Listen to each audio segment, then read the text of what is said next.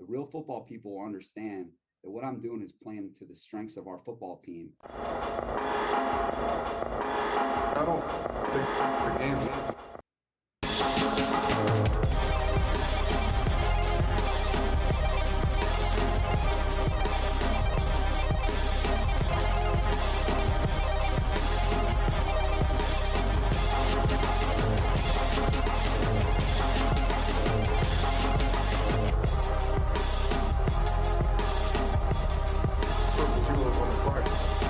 Welcome into Triple Zeros, the anti-hot take sports show. I'm your host, Josh Buckhalter. Follow me on Twitter at JoshyBuck. Hit up the Facebook page, Clocker Sports website, clockersports.com, and the email address is clockersports@gmail.com. And that voice that you just heard was one Brandon Staley, head coach of the Los Angeles Chargers. They just fell on Thursday Night Football to the Kansas City Chiefs in a wild game that was really kind of boring for most of it until the fourth quarter. Really wild. I think it was like 14-14 until like 9 minutes or so in the fourth quarter, and then they just exploded offensively. So we'll get to that in a second, but first, I want to say something. I think we might start doing this before the show or at the start of the show every week now. A little rant about sports-related, but not necessarily a sports game happening, right? This week, let's start off with YouTube TV and their dropping of the Disney family of networks or family of channels, which includes ESPN. For those of you that know, this is the beginning of college football bowl season, right? So all of the best games, the big matchups that we've waited all year to see will not be aired on ESPN or YouTube TV for the most part, if they're airing on ESPN. They have other channels, obviously, that'll be airing games, and they'll have those, but you're also missing some NBA action. You're missing a lot of MLB.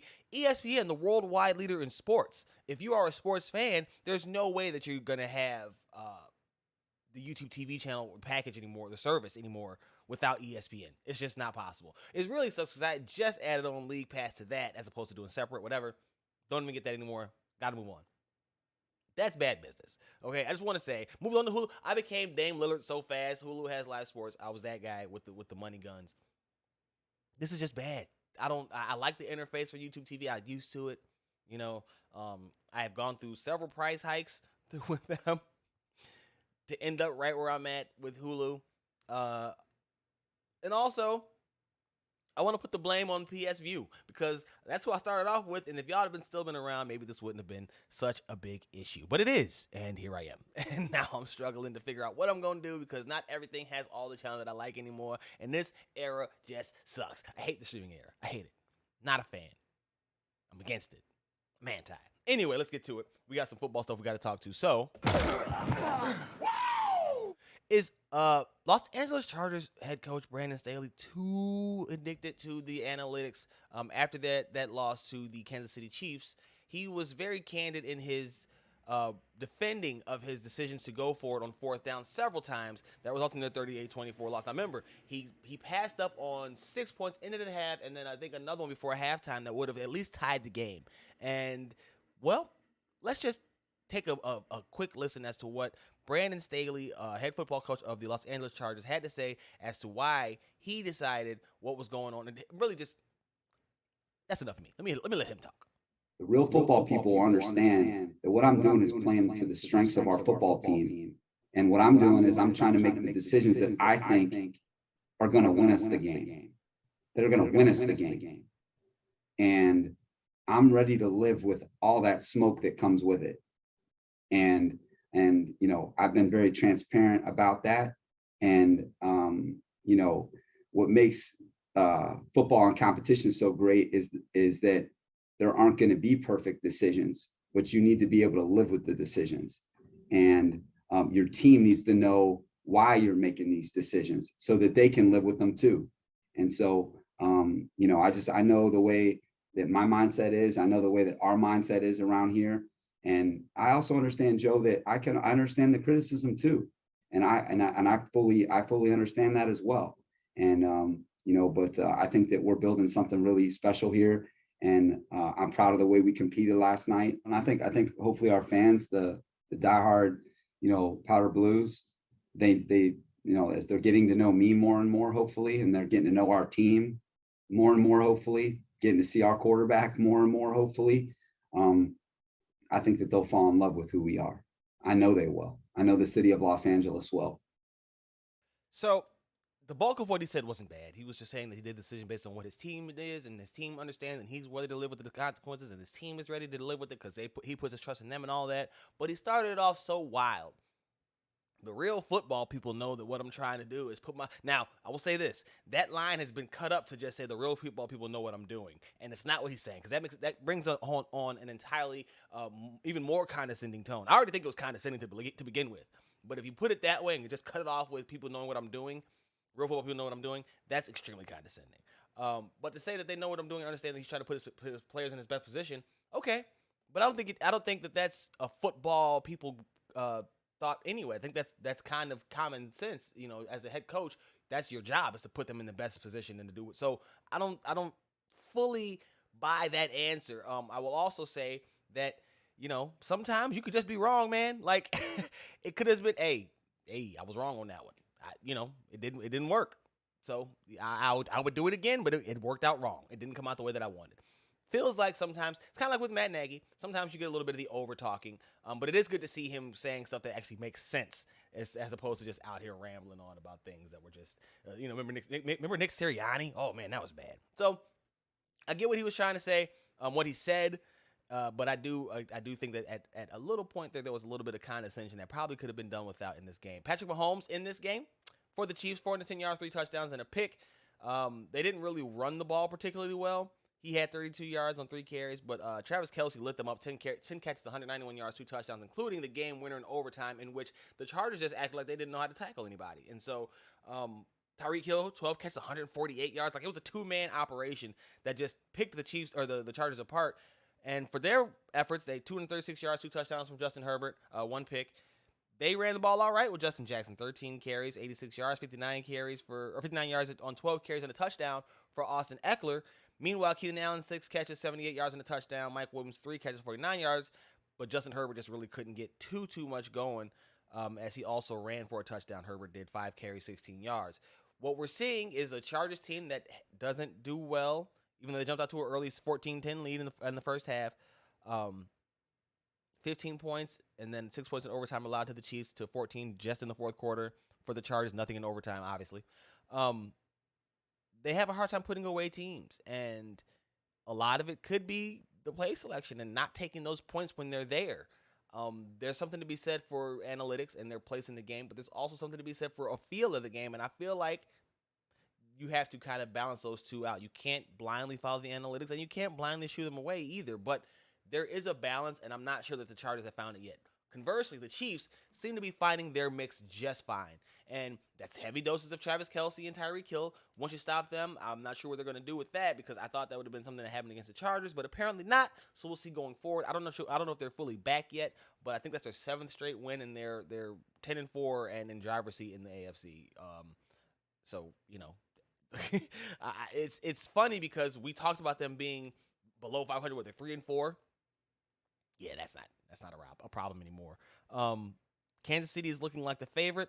They're going to have some challenges. Obviously, New England's going to be tough, but the Chiefs have found a way to get back into the rhythm of things without necessarily doing too much different other than playing simple football and not overcomplicating matters. It's amazing how well that works out. In other news, Urban Meyer was fired. Urban fired. I love that. Urban fired. Come on. Give it to me. Urban fired. Let's go. All right. Anyway, less than a year, 2-11 record, 13 games in with the Jacksonville Jaguars, and he's been canned. As you've been following, he's done a lot of questionable things. He's brought in Tim Tebow for no freaking reason, had the coach that had to be fired, I believe, for racist remarks that he had made. Recently that he was caught, Urban was in a bar getting grounded up on by some young hussy because, he decided not to catch the plane back with the team and got grinded up on instead. Which, by the way, the young lady decided to post a picture on Instagram saying that some old guy was constantly hitting on her, which was Urban Meyer. And then report came out that he was kicking. He kicked Josh Lambo. Lambo said that he went and questioned him about it. Urban Meyer said he was mad that Lambo questioned him about kicking him and said if he had a problem with him kicking him, he should have said that to him in private. I don't even know where to begin with that statement. You also had the reports that he was belittling assistants, saying that they had to prove their record and that he was the winner and they were all losers. It's only been 13 games. Trevor Lawrence came out and said this allowed the locker room to focus with Darrell Bevell at the helm now and kind of give them a stabilizing factor and force after all the chaos and turmoil since he's arrived. Holy crap. Holy crap! Like I knew it was bad, been saying it was gonna be bad. Didn't know it was as bad as it was, and it's even worse in the aftermath. Because usually guys say, you have guys come out that kind of try to say that they were pulling for coach, they're kind of surprised, they didn't know it was gonna happen, they had a good relationship. Haven't heard any of that, none of it. So Urban was probably as trash as we all thought he was, and yeah, man, it's showing in how the silence of players, right? Lawrence's statement is what it is. It says he speaks for itself, obviously. But there's nobody rushing to Urban's defense. And I said it after last week that I tweeted out, again, follow me on Twitter, Josh G. Buck. There's no way, if you saw that handshake between him and Mike Vrabel, who worked on Urban's staff at Ohio State, there's no way that Urban wasn't walking off into the sunset. You could just see it. He had 1,000-yard stare in his eyes, and he gave him that lifeless half handshake and just kept it on moving with a lean. The best part to me about that walk-off was he was kind of linked over to the side as he did. That's how I knew he was going off to the sunset. That's a sunset lean. You don't lean like that if you're coming back. You lean like that if you're gone, right? This isn't T.I. shoulder lean. This was leaning left, and he's out. He was gone. It was great. Great to see because I knew it was happening, and it happened. But it's tough for Jacksonville, who just hasn't been able to get it right. I think they fired 4 coaches in the last, 10 years, something like that, 8 years, something like that. It's a really short period of time for a high amount of coaches, a high amount of turnover, and they just can't get right. They were just about to be in the Super Bowl a couple of years ago, and look at them now. My, how the mighty have fallen. I want to say this. Aaron Rodgers ain't going nowhere, okay? At 10-3, and with the Arizona Cardinals just taking a loss, the Packers sit atop the NFC standings, and they have the best team they've had in years and are very much so poised to make a run to the Super Bowl. They're getting healthier. They just got Bakhtiari back. Jair Alexander should be back soon, I believe. I'm not sure about Zadarius Smith. I don't know if he was coming back. He's got a neck injury. But they also got 12, and we know what 12 does. We saw 12 destroy the Bears again. When it mattered most in the second half. And I just want to say that I don't think he's going anywhere. He's changed his tune about Gutekunst. He's seen the success, right? You could complain about not having what Tom Brady has, but I'm not sure that Rodgers' freelance style lends itself to bringing in new pieces, maybe not willy-nilly, but, on a semi-yearly basis. Turnover to kind of keep up with the Joneses. Doesn't benefit him as much as it does a Brady, who's very regimented in what he does. So much so that he brought a lot of the scheduling and structure from New England with him down to Tampa and how they practice and things of that nature. So I just can't see it. I know that there's a large contingent of Bears fans that are waiting for this year to end so he'll be out of there. There's some national media that still thinks he's gone. I don't see it. I haven't seen it for a while.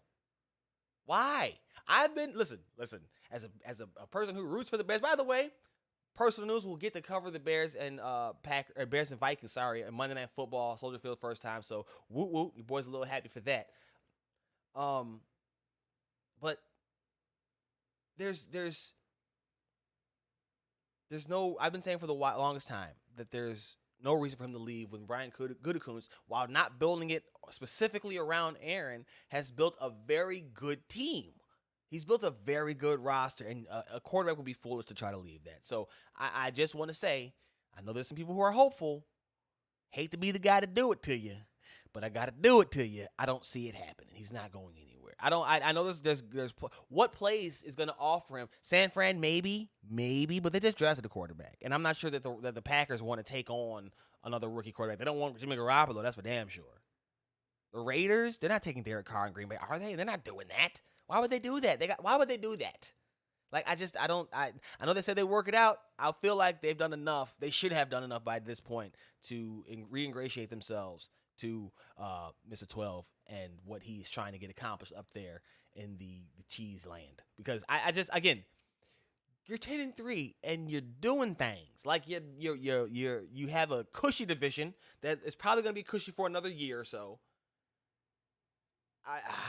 I don't see it, man, unless you're going for warmer climate. And again, you're very limited in what game or what teams can offer you as much or even less that can offer you more than what you're getting right now in Green Bay. And again, like I said, his playing style to me kind of suggests that he needs teammates who are going to be there with him week in, week out, year in, year out. So he can kind of grow that mind meld like he and Devontae had, like he and Jordy Nelson had, like he and Donald Driver had. He didn't really have that, or he and Greg Jennings. He didn't really have it as much as Greg. But, you know, like, I just don't see it. So let's get to picks before we move on to the NBA section. I'm sorry. We have the Patriots taking on the Indianapolis Colts on Saturday. Before we get into that, there has been rescheduling as the COVID numbers have taken off. I have completely forgotten about that. I don't know how I forgot about the biggest story in sports because it's affecting both sports worlds, which is probably why I left it until after the picks. So let me talk about the picks real quick, and then we'll get to that in a second. So I was on the right path. I think my mind is used to the functionality and didn't realize what was going on in the format, and here we are. So New England taking on the Indianapolis Colts on Saturday. That game will be in Indianapolis. Give me the Patriots, though. What Bill Belichick does defensively, combined with Mac Jones protecting the ball and Carson Wentz's his propensity to turn the ball over, he's got a lot of Kirk Cousins in him, right? So while the Colts are great at running the ball, I expect the Patriots to do their best, their damnedest to stop it, to put the game on Carson Wentz's shoulders, and then at that point, all bets are off because, like I said, Wentz is going to give you one. So give me the Patriots in that game. On Sunday, regularly scheduled program, we have the Dallas Cowboys taking on the New York Giants. I'm going to take the Cowboys because the Giants don't have anybody really healthy, at least in quarterback. You got Mike Glennon, who that doesn't count. But they're struggling, the Cowboys are, and making a lot of preseason predictions look really bad right now because they're as the year's gone on, they've kind of floundered a bit here. They've kind of tailed off. So we'll see what happens to them in this one, but I am going to take them in this game to kind of lock up that division there. Texans taking on the Jaguars. I don't even really care. Urban Meyer's fire. I'm going to take the Jaguars, though. I think they're going to be inspired. Trevor Lawrence going to come out there and play a little bit with his hair on fire. That's a lot of hair to be on fire. James Robinson's going to have a big game, right? I just see Jacksonville kind of having that uplifting feeling because Urban's finally gone. That dark cloud is off of them. I will say Houston has shown some fight, but they're just a bad roster, and I think that between two bad rosters, Jacksonville might be a little bit better just because of the quarterback. We'll see what Darryl Bell, who's had success in this league as a offensive coordinator, can do, calling plays and running the show down there in Jacksonville for this week. But give me Jacksonville with that Urban fired bump.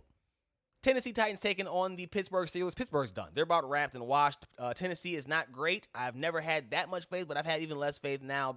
That's because of Ryan Tannehill. Having less faith now without Derrick Henry back there. We'll see what they do long term, but give me Tennessee in this game. New York Jets taking on the Miami Dolphins. Two a time in Miami as they have tried their damnedest to keep the good man down, but as I've come to the light, I've seen that it's not two. It is the surrounding staff, cast, whatever you want to call it, around him that's not helping him elevate his game. He's doing what he's doing. They haven't even let him do what he can do. So we'll see how he doesn't move like he used to because of the hip injury. But we'll see what happens to him going forward as well.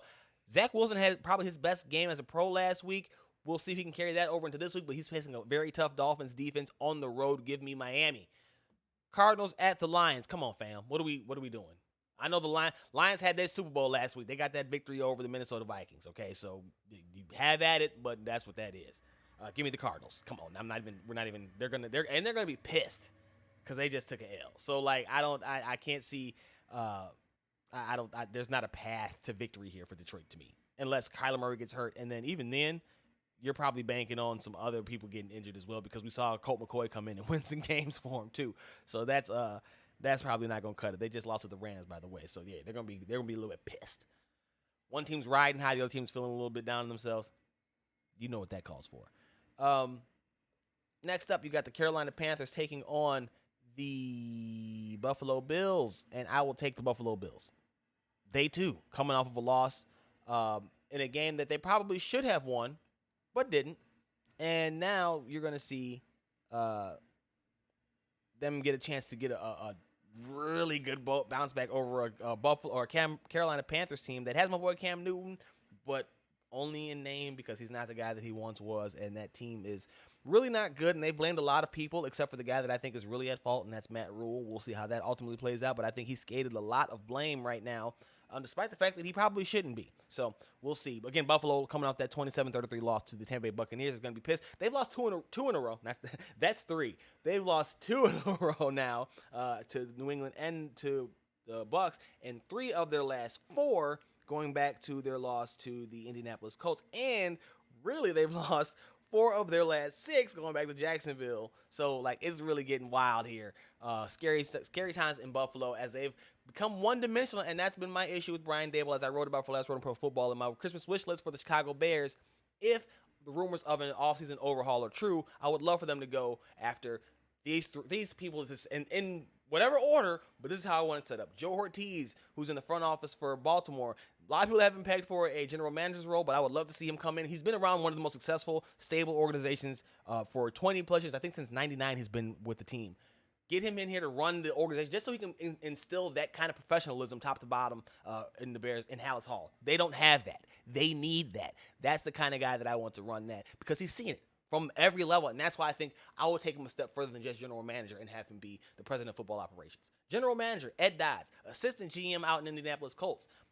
That guy's helped Chris Ballard turn that team around in short order despite losing Andrew Luck, despite having Phillip Rivers come in and not quite living up to it. So they're in the thick of things, and look at what they're doing this season. Head coach, Greg Roman, you've had a lot of connections there. And I know people say, well, Justin Fields isn't really Lamar Jackson, and I would agree with that. Nor is he Colin Kaepernick. But I would say that Roman's ability to get those guys to become serviceable passers, to me, speaks volumes for his or would lend itself well to his ability to take Fields and elevate his game as a passer, because he's definitely a pass first scrambler, right? He's a Russell Wilson type more than he is a Lamar Jackson type. So that's my staff, man. That's my defensive coordinator would be a hope and a prayer that Vic Fangio comes free in Denver and is open to a return. Because honestly, no matter who's back there, other than Vic probably, or who's over there calling them defensive players, you're going to need them to you're going to need to get them some horses, because the Bears don't really have them. They're going to be losing some this offseason, despite the fact that Robert Quinn looks good and Khalil Mack was starting the season well. I think both of those guys should be looked to be moved this offseason to try to recoup some value and get some relief going forward as you try to build this team around Justin Fields. But we'll see what happens. You never know. So, yeah, that's where I go with that one. Buffalo over Carolina. Cincinnati taking on the Broncos. Give me the Broncos. The Bengals have been kind of flailing here, although I do have a lot of faith in their offense. That mile-high air is going to be a trouble to deal with, and I think that Vic Fangio pulls one out. We'll see, though, because both teams are 7-6, and they both need this win very badly. I'm going to just take the home team just because I'm not sure that I have faith in either one, so I'll take the home field advantage. San Francisco hosting the Falcons. Come on, man. San Fran. As much as I don't like Jimmy Garoppolo, I have a lot more faith in what San Fran is doing out there in Cali than I do in what Atlanta's doing. You have Baltimore hosting the Ravens. Baltimore will be without Lamar Jackson, so this is hosting the Packers. Excuse me. Baltimore's going to be without Lamar Jackson, so that's going to be the Packers' game to lose, unless the Baltimore defense comes up with some silly play, which they haven't had really for a while here. So we'll see what goes on with that. Then you have the Saints taking on the Buccaneers on Sunday Night Football in a game that should be the Bucs romp to their 11th victory of the season. So they and the Packers should end up Sunday night as 11-3. When all is said and done. Monday Night Football, you got a double header now because of rescheduling, thanks to a lot of COVID rules. Like I was saying, the Raiders are dealing with a lot of guys. Browns are dealing with several guys. Baker Mayfield just reads the post talking about testing issues and this, that, and nature. Been very inconsistent. I agree with him in that regard. So these two teams will take each other on, and depending on, I don't even know who to take, because I'm not sure who all is going to be healthy. Like Baker has a couple more days with this rescheduling to try to get healthy. But who knows? I'll take the home team. Again, because of all the turmoil and the moving of the dates, I'm not sure what to expect from it, but I'm going to take the Browns in their run game at home, hosting the Raiders, who are as bad as they're the Raiders. They're Raidering right now. The original Monday night game still on, the game that I will be covering. Chicago Bears hosting the Minnesota Vikings. Bears are just trying to get out of this season. The Vikings are probably trying to save Mike Zimmer's job, although I think that loss to Detroit probably should have done the deal.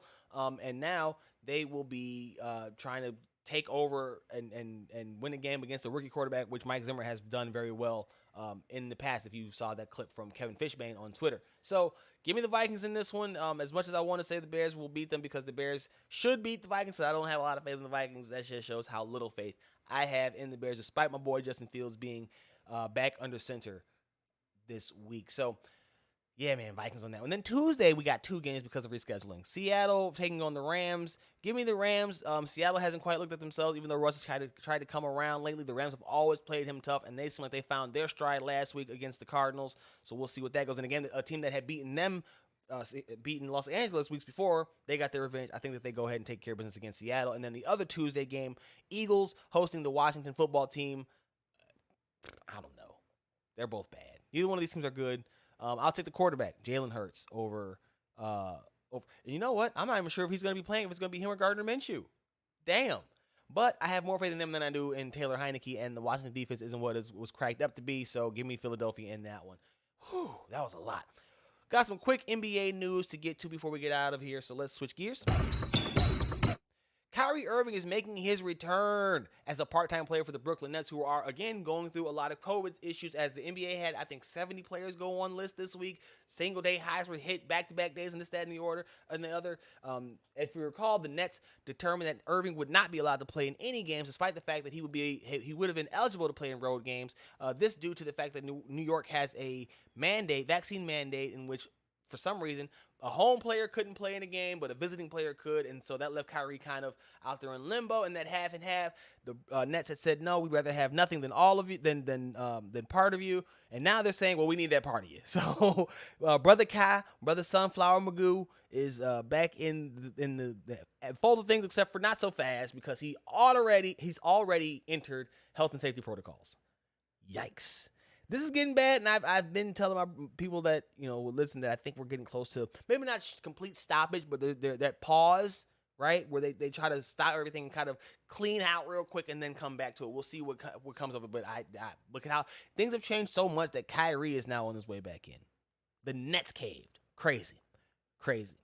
KD really don't like Skip Bayless.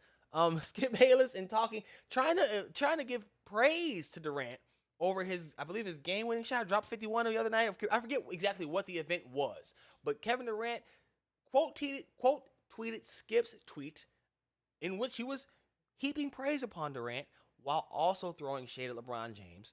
Kevin Durant said, "I really don't like you," and Skip and Shannon had a debate about it, and Skip got really upset over and didn't seem to understand Shannon's point of, Durant's not mad that you're praising him. He's mad that you're trying to praise him to put down others. And I totally agree with that. If you follow Kevin Durant, have seen him and heard him discuss basketball, he talks about it very much from a purist standpoint, and that he just loves the game of ball and all that comes with it. You heard about what he said about his interactions with Trae Young after that matchup where he was all over Trae and harassing him and getting in his face. That's just competition. Durant is a basketball purist, and so these kind of comparisons, word was just leaving me for a second there. I see why he doesn't like it. I get it, because I'm just trying to play ball, man. What are you doing? You're doing too much. So KD really don't like Skip. Hey, man, that's how I be. I get it. I totally get it. Let's shift gears over. Speaking of some KD and stuff, and talk about the MVP discussion and a very interesting clip from NBA Today and one Zach Lowe. Let's take a listen to this. Tiebreaker, I guess, would be just I guess I'd go with the standings now and vote for Steph, but they're both. I mean, how can you pick between the two of them? Sure. I will say this. It's beyond stupid that we frame this as a two-man race. Like, Nikola Jokic is averaging 26.5 points, 14 rebounds, 7 assists, 58% shooting, 66% on twos. Pick whatever advanced stat you want. Pick any advanced stat you want. Stop. Any advanced stat you want. Yeah, get fired up, Zach. He leads the NBA in every single one. He's on pace for the highest He's on pace for the highest player efficiency rating ever. The Nuggets with Nikola Jokic on the floor, plus 14 per 100 possessions. With Nikola Jokic on the bench, minus 16. With Nikola Jokic on the floor, the Denver Nuggets are basically the best team ever. Off the floor, the worst team ever. And the only reason he's not in the MVP conversation is because the Nuggets, without everybody, are just 14 and 13. It's stupid. He belongs in the race, and so does Giannis. That's how he got the MVP last year. So what? He got the MVP last year. He can't get it again. So there you hear Zach Lowe going in for Nikola Jokic. They are now 15 and 14 following their victory over the Hawks, 133 to 115. I believe that score was final score. Had to catch that game on replay. Was not thrilled with what I saw. Wrote about it for last word or for soaring. I am everywhere. Wrote about it for soaring down south. Studs and does. There's their 3-ball and defense failed them at home. The Hawks have now lost 6 straight at home. But to Lowe's point, Jokic was hooping and he only had 20 points against the Hawks, but his ability to set up the rest of the offense, the rest of the team, I think, is what makes him so unique. And now, I've made a similar argument about MVP for Trae Young.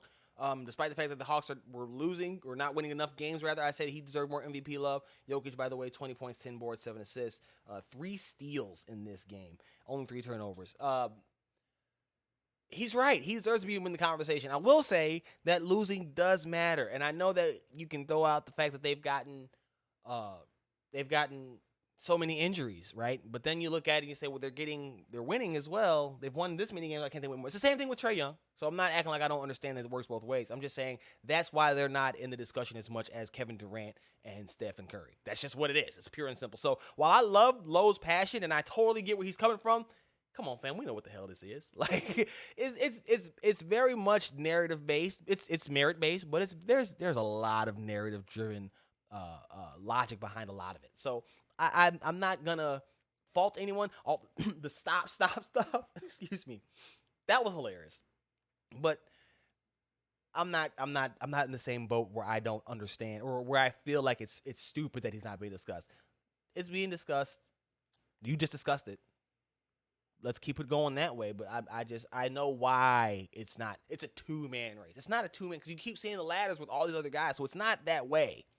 But you discuss the top 2 usually in every season, and then Nikola Jokic doesn't get the love that he probably deserves for a very common reason. Like there's no bit of surprise here that I think warrants some major aha moment. Like, yeah, this is it. It's just kind of like, all right, he's right, but at the same time, this ain't new. It definitely isn't RJ and Kendrick's fault. So it is what it is. Lastly, Zion Williamson has gotten a foot injection as he tries to speed up the healing process from that broken foot. And his return is postponed indefinitely. We don't know when he's coming back, and if he comes back, we don't know if he's going to come back to New Orleans. I would assume he does. I don't know what they would. I doubt that anybody would want to trade for him now, and I doubt that they want to move him at this low of a trade value, which is funny because he'd still bring a haul, but it's nothing near what he would bring in healthy. It's just the next step, the latest sign of trouble down in New Orleans with Zion, and we'll see what ultimately happens with the people that we're talking about. Oh, he'll be back. He'll be good. He'll be fine. All right, well, the weight thing was an issue. This is clearly an issue. Like, maybe it's just time to move on in New Orleans because he can't be as effective as he is. He can't be that on the sideline. That's going to do it for this episode of Triple Zeros. Be sure to follow me on Twitter at JoshyBuck. Hit up the Facebook page, Clocker Sports. Website, clockersports.com. Email address, clockersports@gmail.com. And, of course, read the stuff. Last Run of Pro Football. Follow the show, 30pod, the number 30pod, Facebook and Twitter. Of course, read the stuff. Last Run of Pro Football. Pimpin' Ain't Easy and Soaring Down South. And, of course, clockersports.com. And until the very next time, you already know what it is, man. We out.